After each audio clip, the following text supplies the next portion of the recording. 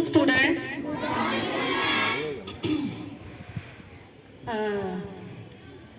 आदरणीय drug inspector sir, आए हुए अतिथिगणों, मीडिया और प्यारे बच्चों, आप जानते हैं कि आज हम नशा मुक्त भारत का एक टॉपिक लेके जहां एकत्रित हुए हैं।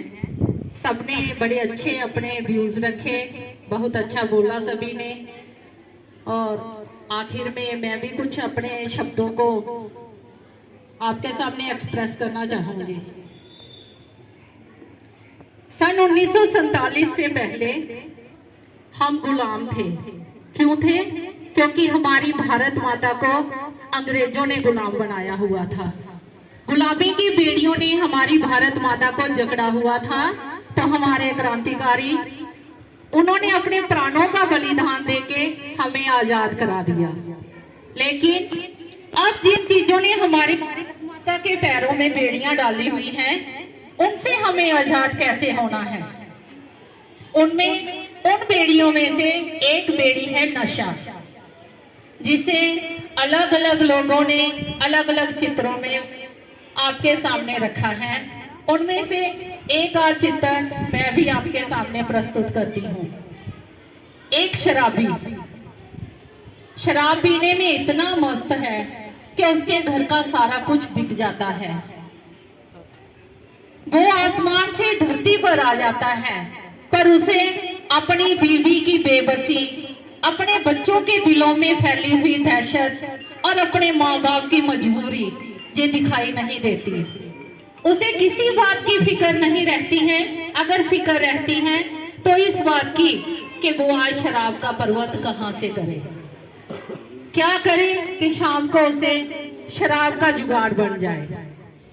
वो अपनी सारी जिंदगी शराब के नशे में व्यतीत कर जाता है। इसके अलावा भी और बहुत सारे नशे हैं। चरस है, अफीम है, गांजा है, गुटखा है, ये सारे, सिगरेट है। इन नशों ने हमारे युवा वर्गों को घेरा हुआ है। दूसरी पिक्चर ये है कि एक दिन एक बच्चा 15-16 साल का लड़का अपने घर से रूठकर बाहर चला जाता है, और बाहर जाकर उसे शराबियों का साथ मिल जाता है, जिनके साथ मिलकर वो दिन रात शराब पीना सीख जाता है और अपनी जिंदगी बर्बाद कर लेता है। उसकी हर सुबह इस शर्मिंदगी से शुरू होती है कि कल से वो शराब नहीं पिएगा, और दोपहर तक वो उसे उन दोस्तों को वो कोसता है जिसने उसे शराब पीना सिखाया। तो वो संकल्प लेता है, उसकी वो सुबह एक संकल्प से भी शुरू होती है कि आज से वो शराब नहीं पिएगा। वो अपना मन बना लेता है कि वो सुधर जाएगा, लेकिन दोपहर होते होते उसका बदन टूटने लगता है, और शाम होते ही वो उस संकल्प को तोड़ देता है और फिर शराब पीता है। एक छोटी सी गलती ने उसकी जिंदगी बर्बाद कर दी। वो पूरी जिंदगी शर्मिंदगी में जीता रहा।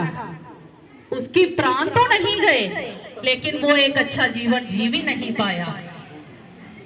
जो नशे से गिरे होते हैं, कहने को वो जिंदा होते हैं, लेकिन एक जिंदी लाश की तरह होते हैं।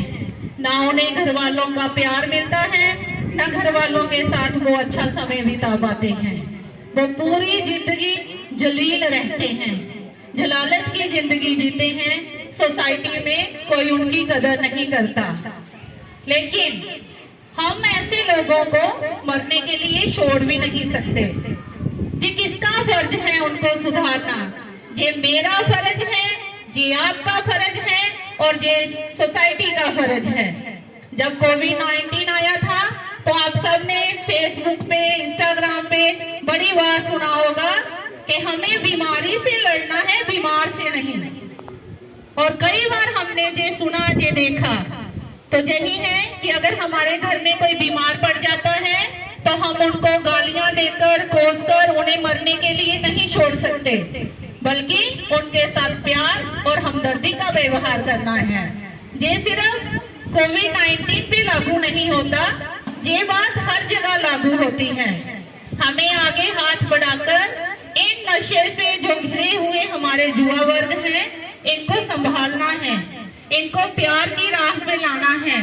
और जो नशे से घिरे हुए लोग होते हैं उनको भी होश में ये सोचना चाहिए कि हमें ये संकल्प लेना है कि हम अपने परिवार और अपने बच्चों की खातिर इस नशे से हमें मुक्त होना है।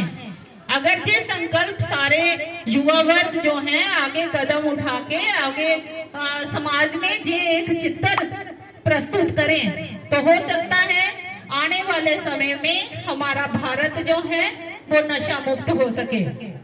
तो कुछ लाइनें मैं दोबारा से दोहराना चाहूंगी कि हताशा में वो गिर पड़ा था, हताशा में वो गिर पड़ा था, मैं उसको नहीं जानता था, इसलिए मैं आगे बढ़ा और मैंने हाथ बढ़ाया।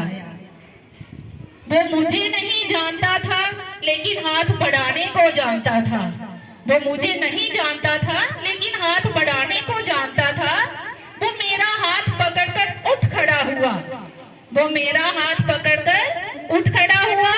वो मुझे नहीं जानता था लेकिन हाथ बढ़ाने को जानता था। उसने मेरा हाथ पकड़ा और हम दोनों साथ चल दिए। हम दोनों ही एक दूसरे को नहीं जानते थे लेकिन साथ चलने को जानते थे।